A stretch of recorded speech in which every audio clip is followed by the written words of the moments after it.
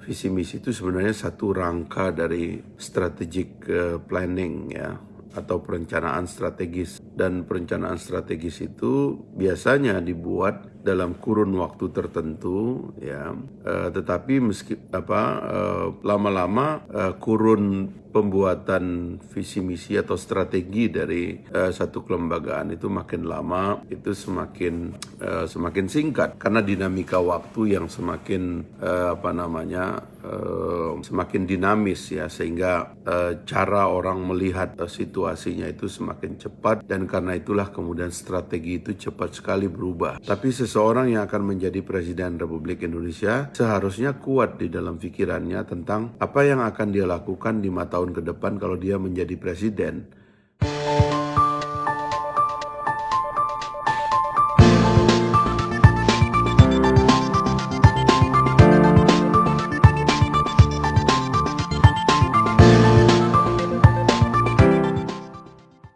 Bismillahirrahmanirrahim. Assalamualaikum warahmatullahi wabarakatuh.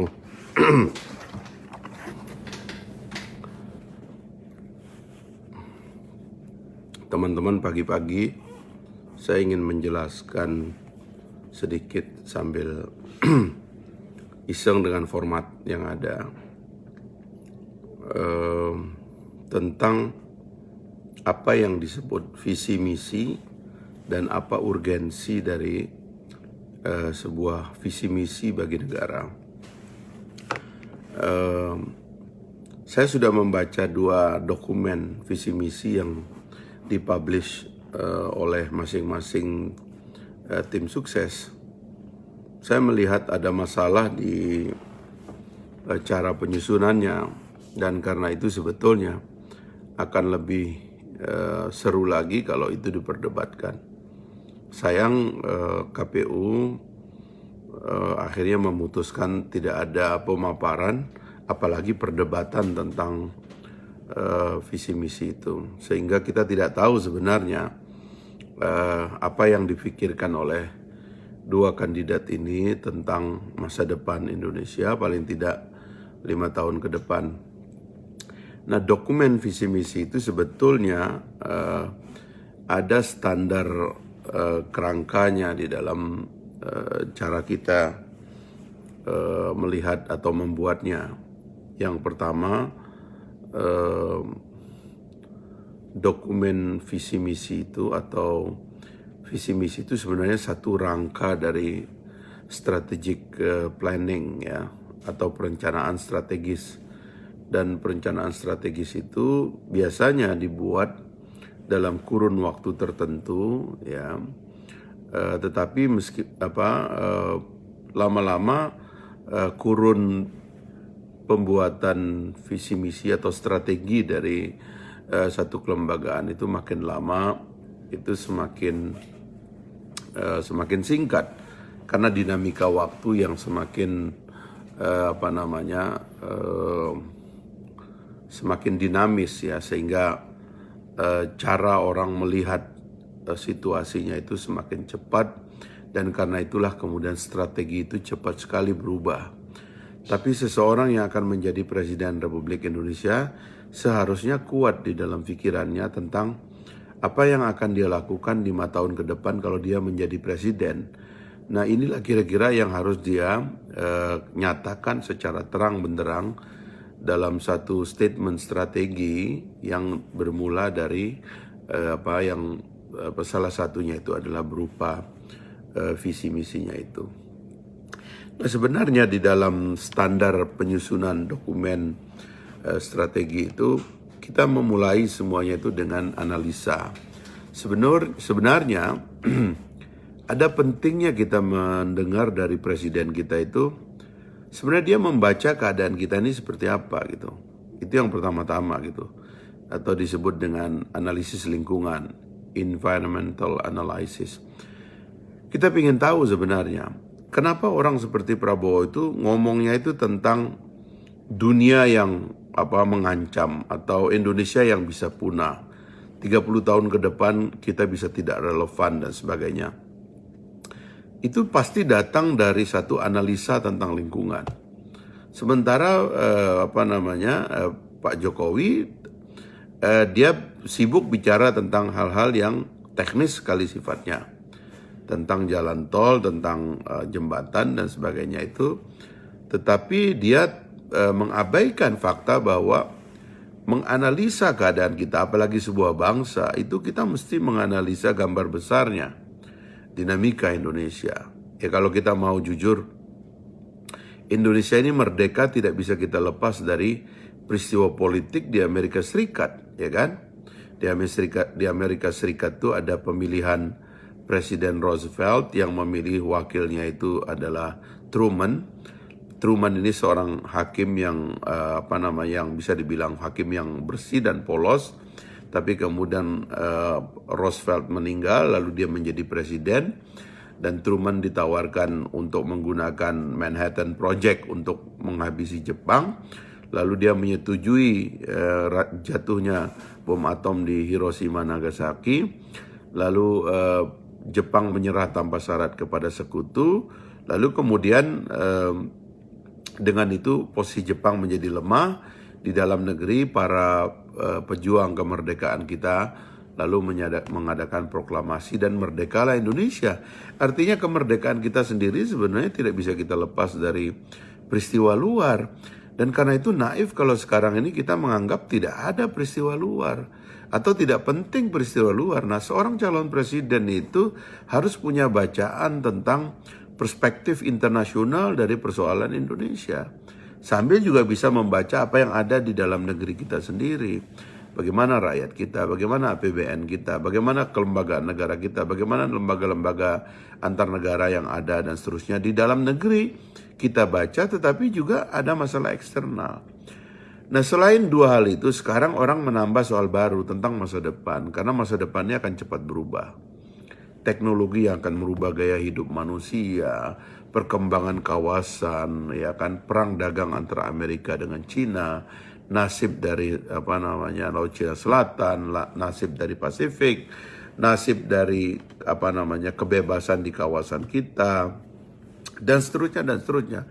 Itu semuanya harusnya dianalisa oleh presiden sehingga kita tahu betul bahwa kita sedang dalam keadaan seperti ini sekarang. Nah, setelah melakukan analisa terhadap lingkungan, barulah seorang calon presiden kemudian mengambil keputusan. Kalau begini keadaannya, maka kita mengambil kesimpulan, dan kesimpulan itu bisa kita jadikan semacam pernyataan visi bahwa 5 tahun ke depan Indonesia harus bisa begini ya. Dan untuk menjalankan visi besar itu, maka dalam 5 tahun ke depan kita akan melakukan beberapa misi A, B, C, D, dan C, dan seterusnya lah yang bisa dibuat gitu. Lalu di bawah itu kemudian muncul apa program yang akan kita lakukan. Dan program itu memerlukan apa saja. Nah, itu namanya strategic planning. Di bawah strategic planning itu namanya ada strategic implementation, tentang bagaimana cara dia diimplementasikan. Seorang presiden juga harus bicara bagaimana mengimplementasikan apa yang sudah dia rencanakan. Nggak boleh sekedar dia merencanakan tanpa mengetahui kekuatan kita. Itulah sebabnya di masa lalu ada calon presiden mengatakan itu gampang, soal uang ada semua kok, ngapain utang. Ternyata dia utang sehabis-habisnya karena dia nggak tahu bahwa ternyata itu perlu uang dan kita nggak punya uang. Gitu loh. Akhirnya itu yang dia lakukan. Nah, dalam strategic implementation itu kita menyiapkan itu, dan calon presiden kita ditantang untuk menggunakan sumber daya yang ada itu untuk kira-kira mau mengimplementasikan program dan visi misinya itu seperti apa. Nah, jadi inilah yang penting sebenarnya yang harusnya diselenggarakan oleh KPU untuk mengetahui kapasitas pemimpin-pemimpin kita ini, apakah mereka mengerti sebesar apa pekerjaan dia sebagai presiden ke depan. Kalau dia tidak mengerti, ya, tidak punya imajinasi tentang besar dari pekerjaan yang akan dia lakukan, inilah yang menyebabkan itu mengorbankan rakyat. Ya, saya menyayangkan sekali kalau dokumen visi misi itu ditulis oleh orang lain. Tidak boleh dipresentasikan. Nanti ketika mau debat pun pertanyaannya dibocorkan. Akhirnya pertanyaan itu juga nanti dijawab oleh orang lain. Dia hanya menghafal dalam satu tampilan debat yang sangat sederhana, Lalu dia menghafal diktat yang diberikan oleh konsultan-konsultannya itu. Lalu terus presiden kitanya yang mana? Mana orang yang akan kita andalkan untuk memimpin republik ini? Kan akhirnya jadi sembunyi di balik prosedur yang disiapkan oleh KPU yang sangat singkat, sangat dangkal, sementara ongkos penyelenggaraan pemilu kita sangat dahsyat ya. Berbagai versi hitungannya, saya belum tahu yang terakhir itu dari 15 sampai 20 triliun itu bukan uang kecil kalau sekedar untuk merekrut proses rekrutmen yang sangat singkat ya, baik presiden kita maupun wakil presiden dan juga anggota legislatif kita. Jadi inilah yang kita sesalkan dari KPU ya. Dia mereduksi satu soal yang penting sekali di dalam proses memilih pemimpin gitu. Sehingga kita tidak tahu, sudah 8 bulan masa kampanye, kita belum tahu presiden kita ini menawarkan apa. Secara konstruktif, karena tidak pernah ada waktu bagi mereka untuk memeta persoalan, untuk membaca keadaan, untuk menganalisa lingkungan yang ada di dalam kita, di luar kita, dan masa depan kita ini seperti apa. Semua itu tiba-tiba mau diringkas secara tergopoh-gopoh dan tergesa-gesa, sehingga nanti tiba-tiba debat antara Prabowo dengan Jokowi sekali, antara Prabowo Sandi dan Jokowi Ma'ruf sekali, antara Ma'ruf dengan Sandiaga sekali, lalu sekali lagi yang penutup, habis itu selesai. Dan kita harus memilih dengan tema-tema yang didiskusikan itu yang sangat sempit gitu. Padahal seharusnya kan KPU menyelenggarakan sebuah debat di Papua demi untuk meyakinkan rakyat Papua tidak saja tentang pentingnya pemilu ini, bahwa Indonesia memperhatikan Papua. Pemimpin-pemimpin ke depan itu akan memperhatikan Papua. Terjadilah debat di Jayapura atau di Sorong. Di situ akan dibongkar bagaimana planning dari para calon kita ini, termasuk juga anggota DPR-nya, tentang perjuangan mereka akan membela Papua ke depan. Bagaimana meletakkan sumber daya alam yang ada di Papua. Apa yang mereka janjikan kepada rakyat, kepada suku-suku, dan kepada saudara-saudara kita yang belum terjamah oleh pembangunan pendidikan, ekonomi, dan sebagainya.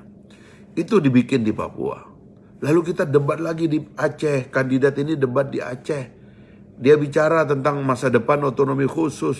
Dia bicara tentang Sabang sebagai koridor dari poros maritim internasional. Bagaimana membangun daerah-daerah dengan konsep otonomi yang lebih khusus.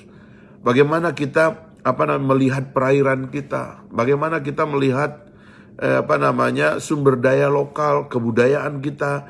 Di satu sisi kita punya Papua, tapi kita punya Aceh, kita punya Pulau Kalimantan yang besar, Pulau Sumatera yang besar, Pulau Sulawesi yang besar. Itu semua harusnya dalam frame dan pemahaman pemimpin dong.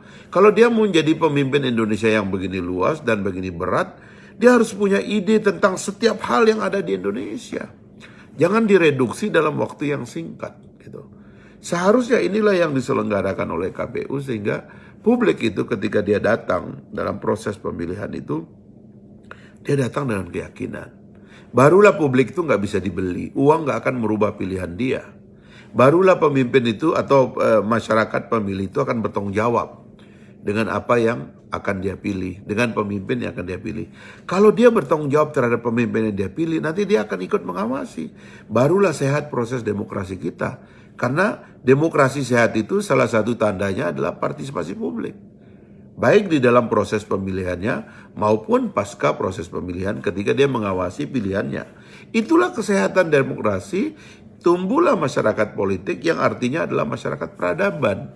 Orang-orang yang concern dengan keadaan gitu. Bukankah istilah politik itu lahir dari kata polis? Polis itu artinya kota, yang menggambarkan negara kota di Yunani kuno sana.